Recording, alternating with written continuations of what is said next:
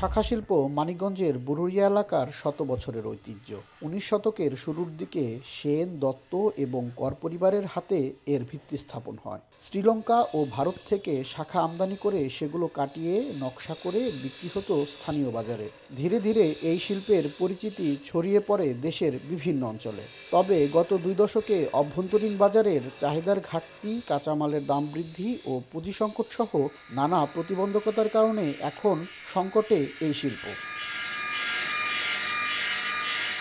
বর্তমানে শাখা শিল্পের কাজ করছে ছোট বুরুরিয়া গ্রামের ১৫ থেকে ২০টি পরিবার। সারাদিন ধরে শাখা কাটা, পলিশ করা এবং নকশা আঁকায় ব্যস্ত সময় পার করেন তারা।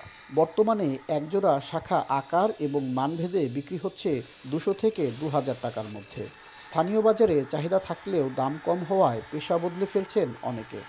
আগের মতো ব্যবসাটা নাই, এখন ড্যাম হয়ে গেছে কিন্তু আমি ওই মনে করেন ২০ জোড়া না হলেও ১০ জোড়া হয় আর কি। ঘরে ঘরে দুজনে কাজ করি, যে কাজগুলো মেশিনে হয় না সেগুলো আমি হাতে করে দিই। টাকা তো এত আমাদের চালান নেই, ঋণটা যদি সরকারিভাবে অল্প সুদে পাওয়া যায় তাহলে আমাদের জন্য ব্যবসা চালানো মোটামুটি একটু সম্ভব হয়।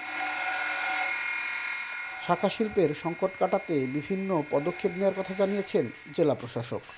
এদের যে ক্ষুদ্র ঋণ প্রকল্প আছে বা পল্লী উন্নয়ন দপ্তরের যে ক্ষুদ্র ঋণ প্রকল্প আছে সেটার কস্ট অনেক কম।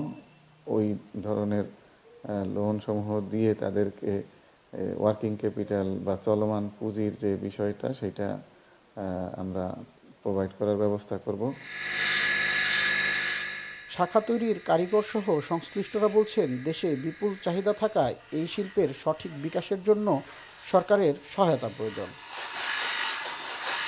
মানিকগঞ্জের ঘিওরের শতবর্ষী শাখা শিল্পের ঐতিহ্য টিকিয়ে রাখতে প্রয়োজন সরকারি পৃষ্ঠপোষকতা ও সহশর্ত ঋণ। দ্রুত এমন সহায়তা পেলে আবারও ঘুরে দাঁড়াবে এ শিল্পটি, এমনটাই জানিয়েছেন সংশ্লিষ্টরা। আসাদ জামান, এখন, মানিকগঞ্জ।